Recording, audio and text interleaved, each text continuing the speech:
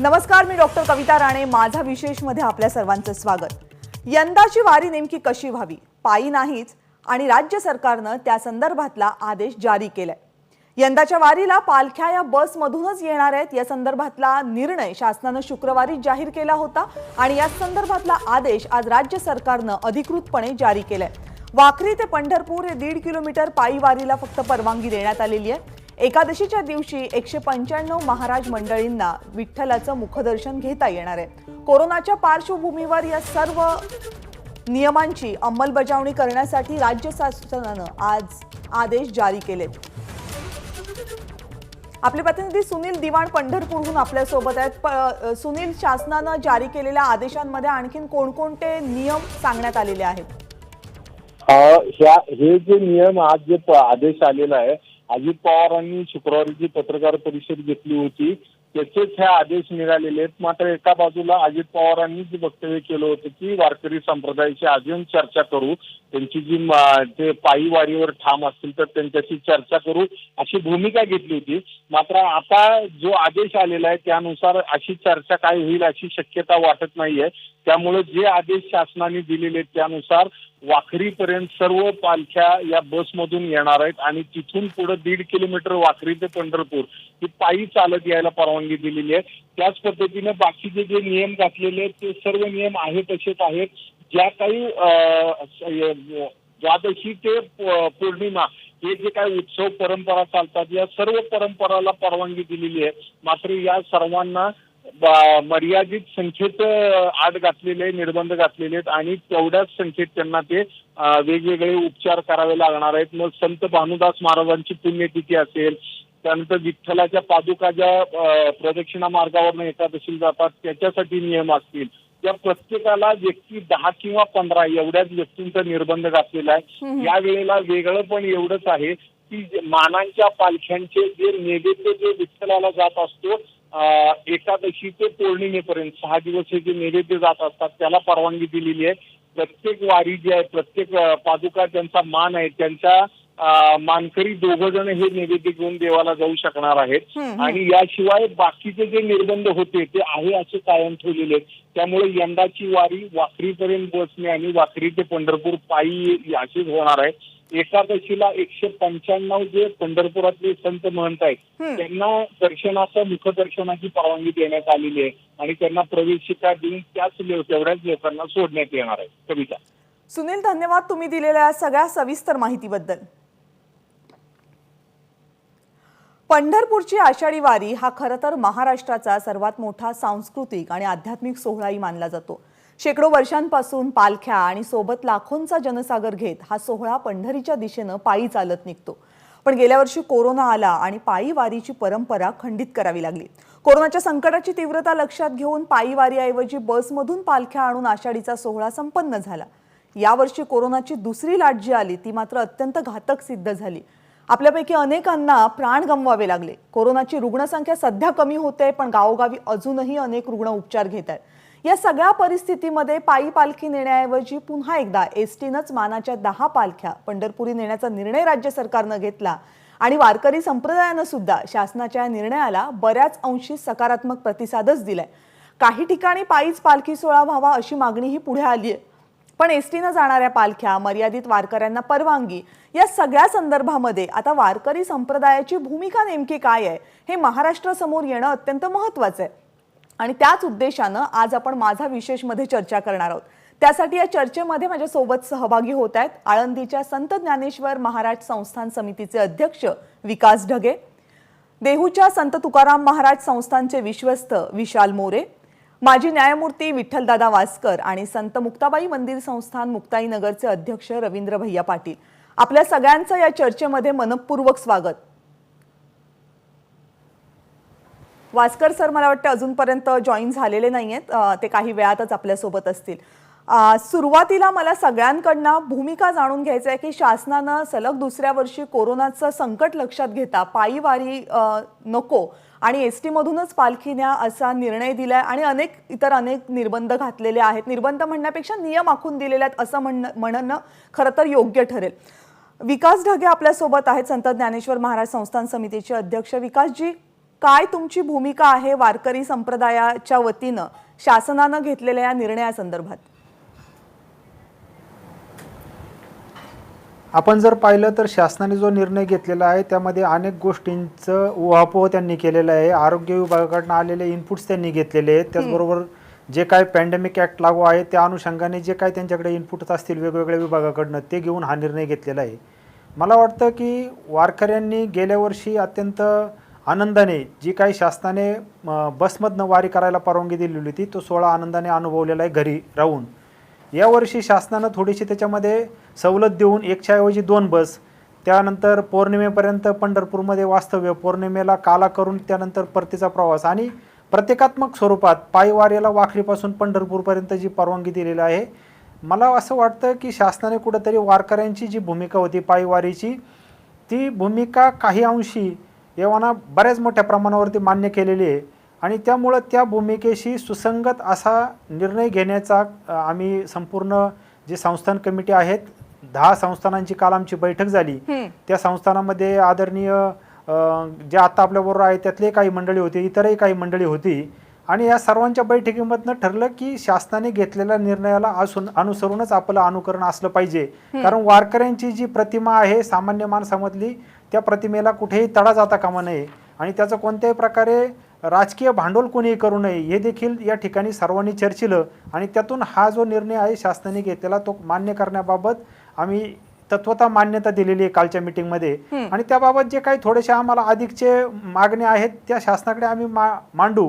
विभागीय आयुक्त असतील पुण्याचे किंवा आदरणीय दादा असतील, गृहमंत्री असतील यांच्या माध्यमातून त्या मागण्या आम्ही मांडत राहू कारण अजूनही प्रस्थानाला आमच्या काही दिवस टाईम आहे. त्यामुळं शासनाने घेतलेल्या निर्णयासोबत राहूनच या ठिकाणी वारी करण्याबाबत सर्व संस्थानांची भूमिका आहे असं मी आपल्याला या ठिकाणी सांगू इच्छितो. बरं, विशाल मोरे आहेत आपल्यासोबत, संत तुकाराम महाराज संस्थानचे विश्वस्त. विशालजी, तुमची काय भूमिका आहे शासनाच्या निर्णयाबद्दल? रामकृष्ण हरी. संजय मोरे बोलतो मी, विशाल मोरे नाही, संजय मोरे. माफ करा मी तुमचं संजय नाव मोरे. घ्यायला चुकले. संजय मोरेजी, तुमची काय भूमिका आहे? सर मॅडम, संत तुकाराम महाराज संस्थांची पहिल्यापासून भूमिका ही होती की पालखी सोहळा पायी जावा. याबाबत आम्ही बऱ्याच वेळा शासनाकडे प्रयत्न केले परंतु त्यात एका आम्हाला यश आलेलं नाही. आता काल अजितदादांनी उपमुख्यमंत्र्यांनी पायवारी न करता बसमधून प्रवास करावा या संदर्भात आम्हाला सांगितलं गेलं. या संदर्भात आम्ही सर्व 7 मानाच्या पालख्या होत्या त्यांचा आम्ही विचार विनिमय केला. त्यामध्ये असं कालच्या मीटिंगमध्ये ठरलं की तत्वता सगळ्यांनी या पालखी सोहळ्याला बसमधून जाण्याला मान्यता दिली आणि जे काय आमच्या असतील अडचणी त्या विभागीय आयुक्तांना सांगून त्यांच्याकडून आम्ही सोडवाव्या या संदर्भात सुद्धा चर्चा झाली. त्या संदर्भात लवकरच आम्हाला विभागीय आयुक्तांशी भेट मिळेल आणि ज्या काय आमच्या वारी संदर्भातल्या अडचणी असतील त्या आम्ही विभागीय आयुक्तांच्या पुढे मांडू. बरं, मुक्ताईनगरहून संत मुक्ताबाई मंदिर संस्थानचे अध्यक्ष रवींद्र भैया पाटील सुद्धा आपल्यासोबत आहेत. रवींद्रजी, खरं तर आज तुम्ही खऱ्या अर्थानं सुरुवातही केले. पालखी प्रस्थान आज जसं व्हायला शासनानं सांगितलंय त्याचप्रमाणे ST मधून पालखी निघालेली सुद्धा आहे संत मुक्ताईंची. तुमची एकूण काय भूमिका आहे शासनाकडे? तुम्ही जी भूमिका मांडली होती ती आणि आता शासनानं निर्णय शासनाचा जाहीर केल्यानंतरची. रामकृष्ण हरी. खरं म्हणजे पायी वारी करावी ही भूमिका सर्व वारकऱ्यांनी मांडलेली होती. कोरोनाचं संकट असल्या कारणाने ही भूमिकेला राज्य शासनाने मान्यता दिली ते तर आम्ही स्वागत करतो. कारण जशी शासनाची जबाबदारी तशी आमची देखील जबाबदारी आहे. आज मुक्ताईची ज्येष्ठ शुद्ध पंचमीला जुनं मंदिर जे समाधी स्थळ आहे तिथून प्रस्थान होऊन नवीन मंदिरा मुक्कामी प्रस्थापित झालेले आहेत. 18 जुलैला आम्ही संध्याकाळी येथून बसने पंढरपूरला प्रस्थान करणार आहोत. 19 तारखेला त्या ठिकाणी सकाळी पोहोचल्यानंतर संध्याकाळी राज्य शासनाचे आदेश असतील किंवा इतर संस्थांशी चर्चा करून संध्याकाळी एकत्रित त्या ठिकाणी आम्ही वाखारीला जमा होऊ. लिंगन असेल काही प्रथेप्रमाणे ज्या गोष्टी असतील त्या करून पंढरपूरला आमचं त्या ठिकाणी आगमन होईल. राज्य शासनाने आमच्या भूमिकेला मान दिला. या राज्याचे उपमुख्यमंत्री माननीय नामदार अजितदादा पवारसाहेब यांच्यासोबत 2 ते 3 मिटिंग झाल्या. त्यांनी वारकरी संप्रदायाचे विश्वस्त सर्व हरिभक्त पारायण मंडळी टाळकरी यांच्याशी चर्चा करून त्या सर्व अनुषंगाने राज्याचे मुख्यमंत्री यांच्याशी चर्चा करून हा निर्णय घेतला. या निर्णयाचं आम्ही स्वागत करतो. कारण जे वारकरी संप्रदायामध्ये ही प्रथा टिकवला खंडित होऊ देता अखंडितपणे हा वारकरी संप्रदाय त्या ठिकाणी सुरू ठेवला त्याबद्दल देखील राज्य शासनाचे आम्ही आभार मानतो. केवळ एकादशीपर्यंत न जाता पौर्णिमेपर्यंत आमचा मुक्काम आहे. हम्म. आमचे काकडा आरती असेल, भजन कीर्तन नित्योपचार त्या ठिकाणी होणार आहे. या प्रथेला त्यांनी मान्यता दिली. मुक्ताईचा नैवेद्य एकादशीला असतो, इतर संस्थांचे नैवेद्य असतात, त्याला देखील मान्यता दिली. म्हणजे कुठेही वारकऱ्यांचा अपमान झाला किंवा त्याची भूमिका नाकारली असं न म्हणता राज्य शासनाने या कोरोना काळात असलेल्या संकटाला, असलेल्या परिस्थितीला तोंड देण्याकरता आम्हाला सहकार्य केलं. त्याबद्दल राज्य शासनाचे आभार. खरं तर तुम्ही मांडलेली जी भूमिका आहे ती वारकरी संप्रदायाकडनं जी शिकवण मिळते किंवा एकूण संतांची जी शिकवण आपल्याला मिळालेली आहे त्याचं प्रतीक म्हणावं लागेल अशी आहे. कारण राज्यभरामध्ये जे संकट घोंगावते त्या संकटाचा विचार करता खरं तर अशाच प्रकारच्या सकारात्मक भूमिका आपल्या सर्वांसाठी समाज म्हणून गरजेच्या आहेत. विकासजी, एक प्रश्न मला तुम्हाला विचारायचा आहे. मघाशी तुम्ही बोलताना म्हणालात की आमच्या अधिकच्या आणखीन काही मागण्या आहेत ज्यांचा कदाचित विचार झालेला नाहीये. त्या मागण्या काय आहेत वारकरी संप्रदायाच्या? एक आपण पाहिलं तर शासनाने जी परवानगी दिलेली आहे ती परवानगी दोन बसमध्ये मग 40 किंवा 50 व्यक्ती किंवा वारकरी त्या ठिकाणी जातील. हो. प्रस्थानला देहू आणि आळंदी संस्थानला 100 लोकांना परवानगी दिलेली आहे. बरोबर. आता बाकीच्या संस्थानांना 50 लोकांना परवानगी दिलेली आहे. आमची विनंती अशी राहणार आहे, म्हणजे ती कदाचित आता उद्या किंवा परवा आम्ही विभागीय आयुक्त किंवा माननीय नामदार अजितदादा असतील किंवा जे काही घटक आहेत संबंधित त्यांच्या समोर मांडू की आमच्याकडे जवळपास ज्ञानेश्वर महाराजांबरोबर 430 दिंड्या चालतात सोहळ्यासोबत. आमच्या दिंडीचा जो विनेकरी असतो तो विनेकरी त्या दिंडीचा आत्मा म्हणून वारकरी संप्रदाय त्याच्याकडे पाहत असतं. खरंय. त्या प्रत्येक विनेकऱ्याला कमीत कमी प्रस्थानला त्या ठिकाणी सहभाग त्याचा असावा. त्याचबरोबर शक्य झाल्यास वाखरीपासून पुढची जी पायवारी आपण प्रतिकात्मक स्वरूपात करतोय त्या ठिकाणी त्यांना सहभाग मिळावा, जेणेकरून कुठंतरी दुधाची भूक ताकावरती भागवलं जाईल अशा पद्धतीने हे होईल. परंतु परिस्थिती विचारात घेता शासनाला ही जी मागणी आहे आमची की संख्यांच्या बाबतीत कुठेतरी चर्चा आपण केली पाहिजे. मला खात्री वाटते की निश्चितच शासनाबरोबर जर आपण चर्चा केली तर सकारात्मकतेने शासन त्याचा विचार करेल आणि प्रत्येक वारीचा किंवा प्रत्येक दिंडीचा जो दिंडीकरी आहे प्रातिनिधिक स्वरूपामध्ये त्याला त्या ठिकाणी त्याचा आनंद प्रस्थानचा असू द्यात किंवा पायी चालण्याचा वाखरीपासून पुढचा असू द्यात तो मिळेल. पर्यायाने संपूर्ण पालखी सोहळा आपण प्रतिकात्मक दृष्ट्या पूर्ण केला याचं जे काय समाधान आहे, याचा जो आनंद आहे तो वारकऱ्यांपर्यंत निश्चितपणे पोहोचेल असं मला वाटतं. ठीक आहे, म्हणजे ही तुमची मागणी आहे, मात्र अजूनही शासनाकडे ही मागणी आपण पोहोचवायला हवी. कारण तुम्ही म्हणताय त्याप्रमाणे मग जवळपास 400 ते 450 इतका आकडा आणखीन वाढू शकतो आणि मग ती शासन मान्य करेल की नाही हाही प्रश्न आहे. इतरही मंडळांचे, इतरही संस्थानांचे अध्यक्ष आणि विश्वस्त आपल्यासोबत आहेत, त्यांच्याशी या मुद्द्यावर मला चर्चा करायची आहे. एक छोटासा ब्रेक घेण्याची वेळ झालेली आहे. ब्रेक नंतर या चर्चेमध्ये परत येतोय. बघत रहा एबीपी माझा.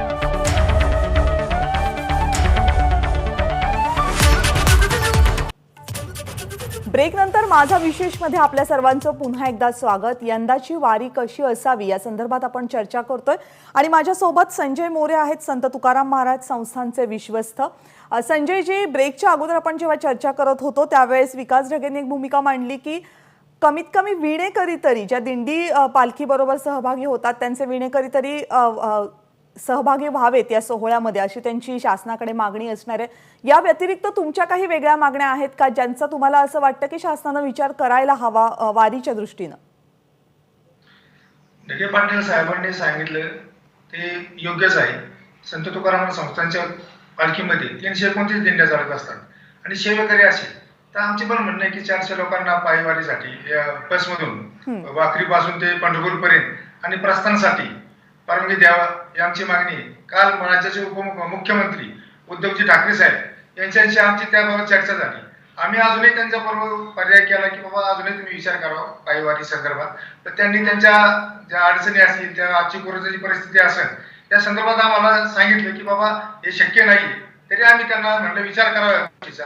परंतु आताची परिस्थिती पाहता, समाजाचा विचार करता आणि वारकऱ्यांचा विचार करता काही गोष्टी अनुभवणं हे शक्य आहे आणि त्यासाठी आम्ही संस्थांच्या साथी पालखी सोहळ्याच्या वतीनं तत्वतः पालखी सोहळ्याला मान्यता दिली. आमच्या जे काही अडचणी असतील मुख्यमंत्री साहेब सांगितले विभागाशी तुम्ही चर्चा करा, तुमच्या काही अडचणी असतील त्यांना सांगा, त्यांच्याकडून तुम्ही त्या मागण्या मान्य करून घ्या.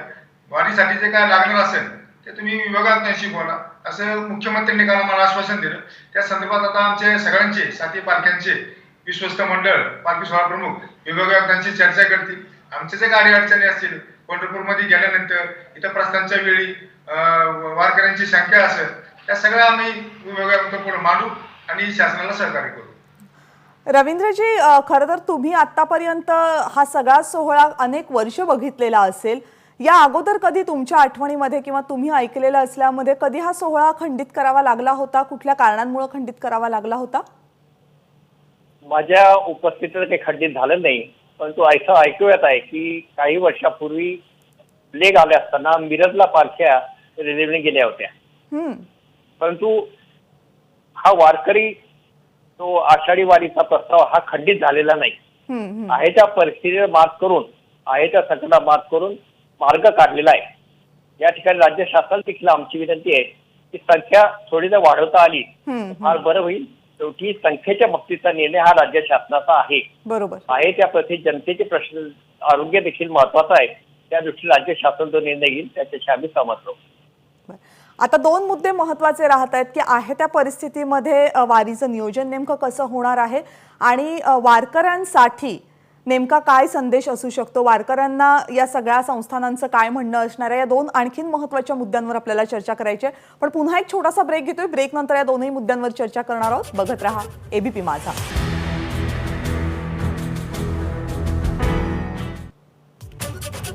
ब्रेक नंतर या विशेष चर्चेमध्ये आपल्या सगळ्यांचं पुन्हा एकदा स्वागत आहे. कशी व्हावी पंढरीची वारी या विषयावर आपण बोलतोय. विठ्ठलदादा वासकर, माजी न्यायमूर्ती आणि हरिभक्त परायण या चर्चेमध्ये सहभागी झालेत. विठ्ठलदादा, काही वेळानंतर तुम्ही या चर्चेमध्ये सहभागी झालेत, त्यामुळे तुम्हालाही हा प्रश्न आहे की यंदाची वारी ही पायी न होता एसटी मध्ये सलग दुसऱ्या वर्षी एसटी न वारी व्हावी, या भूमिकेबद्दल तुमचं काय म्हणणं आहे? काय तुमची भूमिका आहे शासनाच्या निर्णयाबद्दल?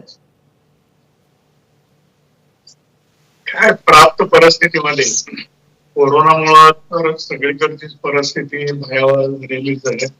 अशा परिस्थितीमध्ये शासनाला एकच भीती होती, त्यांनी खरं म्हणजे आम्हाला चालत यायला परवानगी दिली असते वारकऱ्यामध्ये, परंतु त्यांचं असं म्हणणं आलं की वारकऱ्यावरती आमचा विश्वास आहे, ते सांगितलेले किंवा सर्व नियम पाळतील करतील, पण ज्या ज्या गावामध्ये पालखी सोहळा जाईल त्या ठिकाणची जी माणसं आहेत बरोबर त्यांच्याविषयी मात्र खात्री देता येत नाही. कारण ते गाव म्हणजे त्या दिवसापुरती जत्रा असल्यासारखी असते. सगळ्या तऱ्हेची माणसं त्या गावामध्ये आलेली असतात आणि ती लोक कितपत आपल्या सहकार्य करतील ते सांगता येत नाही. आम्ही असं म्हणालो होतो बाबा की बबल म्हणजे बायो बबल प्रमाण म्हणजे की आपल्या चालणाऱ्या दिंडीच्या पोलिसांचा बंदोबस्त त्या लोकांचा आणि तिथल्या आलेल्या गावकऱ्यांचा संबंध येणार नाही. आम्ही गावाच्या बाहेर शाळेमध्ये थांबू करू, परंतु शासनाचा आणि प्रशासकीय अधिकाऱ्यांना असं वाटत होतं की ही गावगावची जी माणसं आहेत. एकाने तर असा प्रश्न केला होता की बाबा समजा एखादा 80-90 वर्षाचा म्हातारा त्याचा आला तर आम्ही कसं त्यांना अडवायचं? शेवटी ज्ञानेश्वर महाराजावरती असणारी श्रद्धा, तुकोबारावरती असणारी श्रद्धा, त्या श्रद्धेपोटीच ते तिथं आलेले असतात आणि त्यांची अपेक्षा काही नसते, फक्त त्यांना दर्शन हवं असतं. तर अशा वेळेला त्या लोकांना आम्ही कसं काय रोखू शकणार करणार? त्या भीतीपोटी मग शासनानं असा निर्णय घेतला की बाबा गेल्या वर्षी 1 बस होती तर ह्या वर्षी 2 बसेस देऊ. 60 माणसाला, गेल्या वर्षी 20च लोकांना जाता आलं, या वर्षी 60 लोकांना येता येईल. आणि मग आपण वाखरीला आल्यानंतर प्रतिकात्मक स्वरूपामध्ये तिथून चालत पंढरपूरला जाऊ पादुका वगैरे घेऊन, हे प्रतिकात्मक स्वरूपात वारी करू. आता शासनाची जी अडचण आहे ती जेन्युइनच आहे. म्हणजे ते जे काही करतात ते समाजाचं म्हणजे सगळ्या गोष्टी लक्षामध्ये घेऊनच त्याने तो प्रस्ताव तसा ठेवलेला होता. आणि मग आम्हालाही असं वाटत होतं की शेवटी तो प्रस्ताव आपण स्वीकारावा आणि वाखरी ते पंढरपूर एवढं आपण चालत जाऊया, म्हणजे प्रतिकात्मक स्वरूपामध्ये. म्हणजे एक तर बाकीच्या लोकांचाही संपर्क वारकऱ्याशी येणार नाही, वारकऱ्यांचाही इतर लोकांशी संपर्क येणार नाही.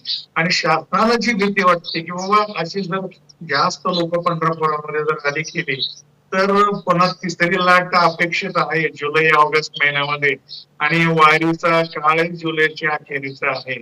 तर त्यामुळे वारकऱ्यांच्याकडनंही काही कोणाला होऊ नये, म्हणजे प्रसार होऊ नये, पण इतर लोकांच्याकडनं सुद्धा वारकऱ्याला होऊ नये म्हणून शासनाला तो तसा प्रस्ताव ठेवलेला होता. आणि मग सगळ्या संस्थानाने म्हणजे ज्ञानेश्वर महाराजांचं आळंदी संस्थान असो, तुकोबाराचं देवस्थान असो किंवा अन्य मग नाथरायांचे निवृत्तीनाथांचे सोपान या सर्वांनी ते मान्य केलेलं होतं आणि त्यांनी मान्य केले तर आता आम्हालाही वारकऱ्यांना काही त्याच्यापेक्षा वेगळा विचार करावा असं काही वाटत नाही. बरोबर बरोबर. विकास ढगे आपल्यासोबत आहेत. विकासजी, तुम्ही आत्ताच म्हणाला होता त्या चर्चेमध्ये की तुम्ही सगळ्या संस्थानांची मिळून एक बैठक घेतली होती. जसं आता विठ्ठलदादांनी सांगितलं होतं की आम्हाला असं वाटत होतं की एक पर्याय असा असावा की बायो बबलमध्ये व्हावी पायी वारी म्हणून, पण असे काही आणखीन काही प्रस्ताव आले होते का आणि ते प्रस्ताव कार्यपद्धतीमध्ये आणणं किंवा ते प्रत्यक्षात प्रॅक्टिकली आणणं शक्य होतं का? वेगवेगळे प्रस्ताव शासनाकडे आम्ही सादर केलेले होते. त्याच्यामध्ये 1-2 प्रस्ताव असे होते की आपण रात्रीचं जास्त मार्गक्रमण करू, दिवसापेक्षा रात्री जर चाललो तर कदाचित रस्त्याने गर्दी कमी होईल, हा एक पर्याय होता. दुसरा एक पर्याय शेवटी आम्ही असाही मांडलेला होता की जर पुणे आणि पिंपरी चिंचवड शहरांमध्ये जर गर्दी जास्त होणार असेल, कारण तिथली डेन्सिटी जर आपण पाहिली लोकसंख्येची तिथे जास्त आहे, तर आम्ही सासवडवरनं सुद्धा पालखी न्यायला तयार होतो. आमच्या काही वारकरी प्रतिनिधींनी असाही एक पर्याय केलेला होता की संपूर्ण पालख्या ज्या आहेत त्या एक ठिकाणी आणायच्या 10च्या 10 आणि एकाच मार्गाने त्या पंढरपूरला न्यायच्या. आता याच्यामध्ये प्रत्येकाच्या परंपरेच्या अडचणी येत होत्या, कारण सगळ्या पालख्या एका ठिकाणी आणणं हे परंपरेमध्ये बसत नव्हतं, त्यामुळं तो पर्याय तिथंच अमान्य झाला. बरोबर. परंतु हे जे 2 पर्याय होते याबाबत देखील आम्ही शासनाबरोबर ज्या वेळेस चर्चा केली, शासनाकडून आम्हाला त्याच्याबद्दलची जी काय उत्तरं सांगण्यात आली किंवा कारणं सांगण्यात आली आपण म्हणू, ती कारणं आम्हालाही पटण्याजोगी होती. त्यांचं म्हणणं होतं की माऊलींप्रती जी श्रद्धा, माऊलींबरोबर किंवा संतांच्या बोटाला धरून चालणारा जो वारकरी आहे तितकीच श्रद्धा त्या संतांच्या भेटीला येणाऱ्या गावातल्या ग्रामस्थांची किंवा इतर नागरिकांची. त्याच्यामुळं त्या श्रद्धेमध्ये आपल्याला बायफर्गेशन करता येणार नाही. एकाची श्रद्धा 100% आणि दुसऱ्याची 50% अशा पद्धतीत त्याच्याकडे आम्हाला सरकार म्हणून बघता येणार नाही आणि त्यामुळं कोणताही पर्याय आपण जर काढला तर त्या ठिकाणी गर्दी होण्याची शक्यता आहे. आणि आम्हाला हे नको आहे की कुंभमेळा किंवा बाकीचे जे काही प्रकार झालेले होते मग त्याच्यावरती चारधाम यात्रेमध्ये त्या उत्तरांचलच्या हायकोर्टाने ज्या पद्धतीत नोटिसा बजावल्या किंवा वेगवेगळ्या बाबी आहेत, तसे कोणतीही घटना महाराष्ट्र राज्यामध्ये घडू नये. त्यामुळं वारकऱ्यांची जी भूमिका आहे ती आम्हाला संपूर्णरित्या मान्य करता येत नाही, परंतु काही ना काही अंशी आम्ही ती भूमिका वारकऱ्यांची जी काही मागणी ती मान्य करतो आणि ती आपण मगाशी सांगितल्याप्रमाणे वाखरी ते पंढरपूर प्रतिकात्मक स्वरूपामध्ये चालणं असू द्यात किंवा प्रस्थानला जे काही हे असू द्यात, अशा पद्धतीने शासनाने देखील समतोल राखण्याचा, वारकरी आणि समाज यांचा समतोल राखण्याचा प्रयत्न केल्यामुळं आम्ही जे शासनाने प्रस्ताव दिलेले होते ते मान्य केलेले होते. बरं संजयजी, आता हे तर जवळपास आता निश्चित आहे की पालखी ही एसटीतूनच जाणार आहे.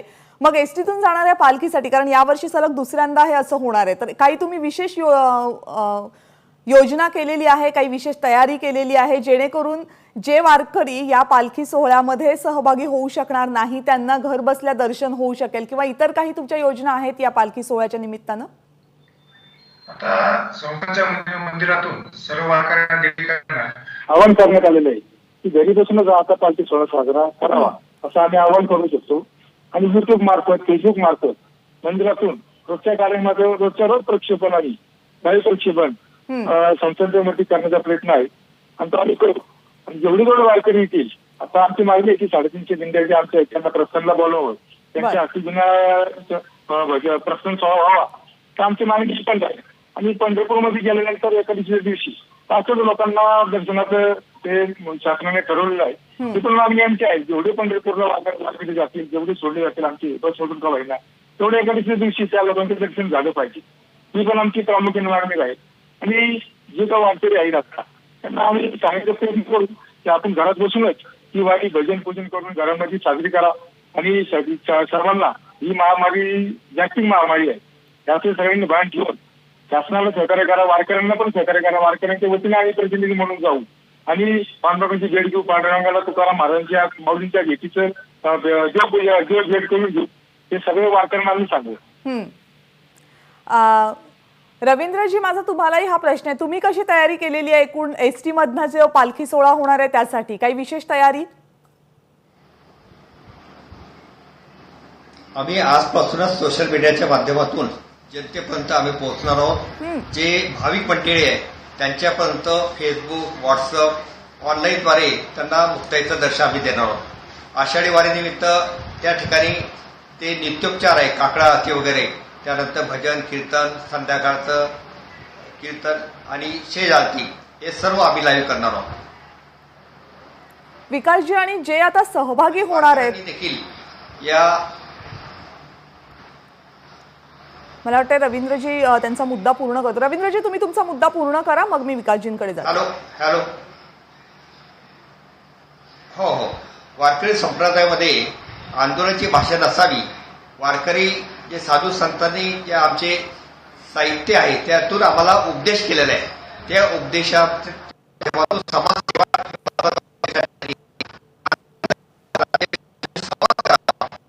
होईना ही वारी खंडित न होता आनंदाने हा सोहळा पार पाडावा आणि मुक्ताई चरणी विठ्ठल चरणी प्रार्थना आहे की कोरोना संकट या वर्षी जावं, पुढल्या वर्षी आम्हाला पायी वारीची संधी मिळो.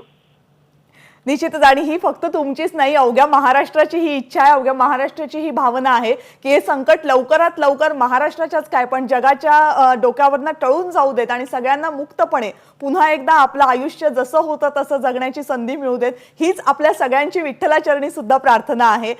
विकासजी, तुम्ही म्हटलात की काही जण जे आता एसटी मधनं जाणार आहेत, सगळ्यात महत्त्वाचा प्रश्न असा आहे की हे जे सगळे लोक जाणार आहेत त्यांनाही कुठल्याही प्रकारचा संसर्ग होऊ नये यासाठी आता संस्थानं काय भूमिका घेत आहेत, काय तयारी करतायत? जो वारकरी एसटी मधनं जाणारे, जो प्रस्थानला येणारे किंवा वाखरीपासून चालत जाणारे, त्या सर्व वारकऱ्यांची संस्थांच्या मार्फत आम्ही त्या ठिकाणी RT-PCR अँटीजेन टेस्ट करून घेणार आहोत.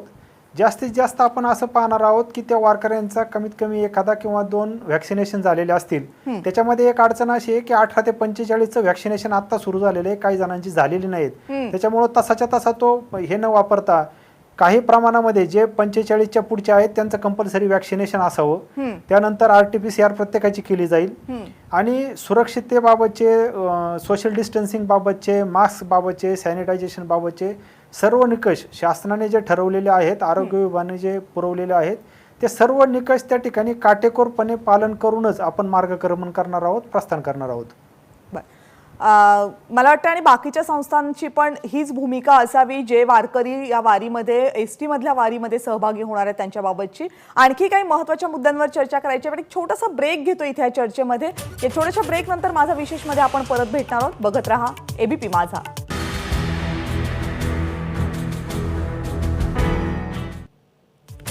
ब्रेक नंतर माझा विशेषमध्ये आपल्या सगळ्यांचं पुन्हा एकदा स्वागत. कशी व्हावी पंढरीची वारी या मुद्द्यावर आपण चर्चा करतोय. याच मुद्द्यावर चर्चा करताना एक महत्त्वाचा मुद्दा आता समोर येतोय. विकासजी, हा प्रश्न खरं तर तुमच्यासाठी आहे. पहिल्यांदा, शासनानं यावर्षी सुद्धा एसटीनं वारी करावी असा निर्णय घेतल्यानंतर काही जणांकडनं ही प्रतिक्रिया आली की आम्हाला वारी पायीच करायची आहे, पायीच जाण्याची परवानगी द्यावी अशी मागणी सुद्धा आली. तुमच्यापर्यंत सुद्धा ही मागणी आली असेल, पण आता एकदा निर्णय झालेला असल्यानंतर समस्त वारकरी जनांना, दिंडीमध्ये सहभागी होणाऱ्या सगळ्यांना तुमचा काय संदेश असेल?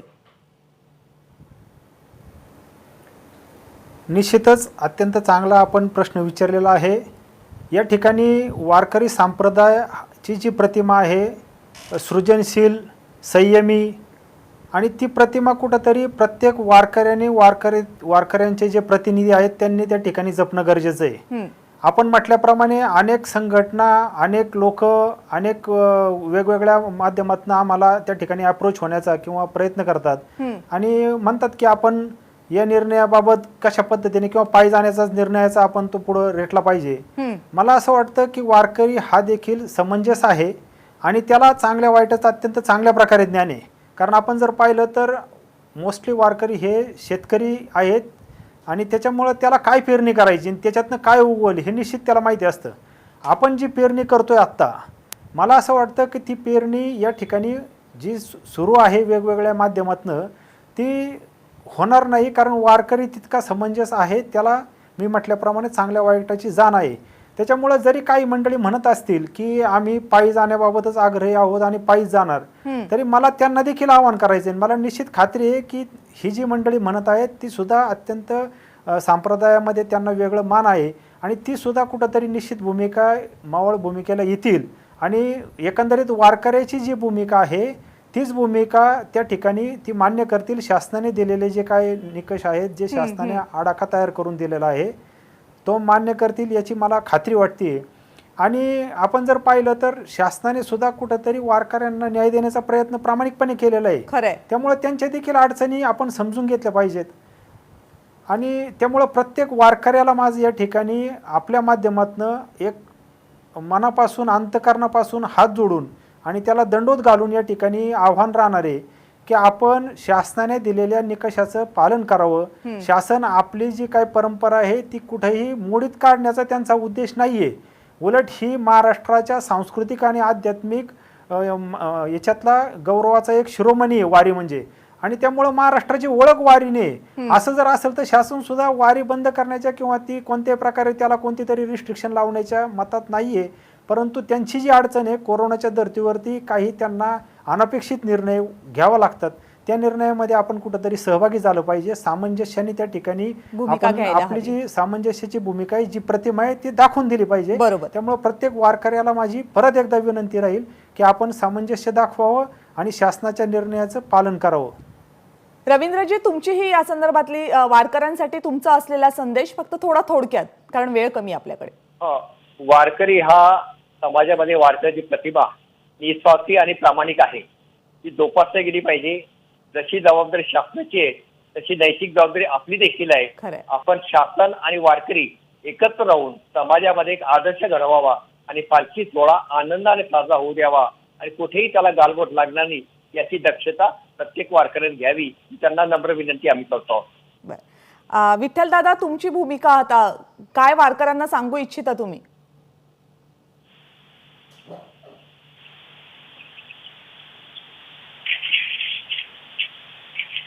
विठ्ठल दादा, माझा आवाज येतोय तुमच्यापर्यंत? हो, आला. हा, वारकऱ्यांना आता काय संदेश देऊ इच्छिताय तुम्ही? नाही, संदेश वगैरे काही नाही. वारकरी समंजस आहे. सगळ्या गोष्टीचा निर्णय ते योग्य तऱ्हेनंच घेतील, करतील. फक्त सरकारलाच एक विनंती अशी शासनाला की दशमीपासून पौर्णिमेपर्यंत वारीचे कार्यक्रम असतात. त्याच्या फडावर ते असतात, ते होत राहतील. सार्वजनिक ठिकाणी जाण्याचा फक्त 2 वेळेला प्रसंग येतो. एक एकादशी दिवशीची दिंडी आणि पौर्णिमे दिवशी गोपाळपूरचा काळ. त्यासाठी तेवढं शासनाने सर्व फडकऱ्यांना वारकऱ्यांना सहकार्य करावं एवढीच माझी शासनाला या वेळेला विनंती राहील. संजयजी, वारकऱ्यांसाठी तुमचा काय संदेश असेल? काय सांगू इच्छिता वारकऱ्यांना? एसटीतनं होणाऱ्या वारी संदर्भात पायी वारी करू नका असा संदेश देताय? संस्थांच्या वतीने वारकऱ्यांच्या वतीने आजपर्यंत आपण पायी वारीची मागणी करत आलो होतो. परंतु आजची परिस्थिती पाहता शासनाने जो निर्णय घेतलेला आहे त्या भूमिकेला सगळ्या वारकऱ्यांनी संयमाने सामोरे गेलं पाहिजे. आणि जी वारी आहे आताची ती शांतपणे कुठेही गाळबोट न लागता सगळ्यांनी एक जीवाने एसटी बसमधून किंवा जे शासन निर्णय देईल त्या पद्धतीने करावी अशी सगळ्या वारकऱ्यांना आमची नम्र विनंती आहे. बर, सहिष्णुता हा जर संत परंपरेने महाराष्ट्राला दिलेला गुण असेल, संयम आणि सहिष्णुता हे जर महाराष्ट्राला दिलेले गुण असतील, तर विचार हा वारीचाच नाही तर संत परंपरेनं आपल्याला दिलेला एक आत्मा आहे असं म्हणलं तर वावगं ठरू नये. आणि या 4ही जणांच्या जर आता आपण प्रतिक्रिया ऐकल्या असाल तर त्याची प्रचिती आलेली आहे. कारण संत परंपरा महाराष्ट्राला हीच शिकवण देते की कोणतीही कृती विचारपूर्वकच करा, सारासार विचार करूनच करा. आणि त्यामुळंच 2 वर्ष जरी वारीची पायी चालत जाण्याची परंपरा खंडित झालेली असली आणि शासनानं पुन्हा एकदा यावर्षी एसटीनं वारी करा असं नियम घालून दिलेला असला तरी त्याचा अत्यंत सकारात्मक पवित्रा घेऊन या सगळ्यांनी स्वागत केलेलं आहे. नवे सर्व वारकऱ्यांना, महाराष्ट्रातल्या लाखो वारकऱ्यांना हे आवाहनही केलेलं आहे की काळ कठीण आहे, सर्वांच्या जीवाचा प्रश्न आहे. त्यामुळे वारी यावर्षी पायी नाही केली तरीही आपली हाक पांडुरंगापर्यंत नक्की पोहोचेल. प्रतिकात्मक पद्धतीनं एसटीतून पालख्या पंढरपुरापर्यंत नक्की पोहोचतील. मात्र यावर्षी संयम बाळगूयात आणि या कठीण काळातनं आपण बाहेर पडलो तर मग पुढची अनेक वर्ष आपल्या सगळ्यांसाठी विठुराया पंढरीमध्ये आपल्या स्वागतासाठी, आपल्याला आशीर्वाद देण्यासाठी नक्की उभा असणार आहे. या चर्चेतनं मिळालेला हाच आजचा संदेश आहे. या चर्चेमध्ये सगळे मान्यवर सहभागी झाले त्याबद्दल सगळ्यांचे मनपूर्वक आभार. आणि माझा विशेषमध्ये आता वेळ झाली आहे इथेच थांबण्याची. बघत रहा एबीपी माझा. एबीपी माझा, उघडा डोळे बघा नीट.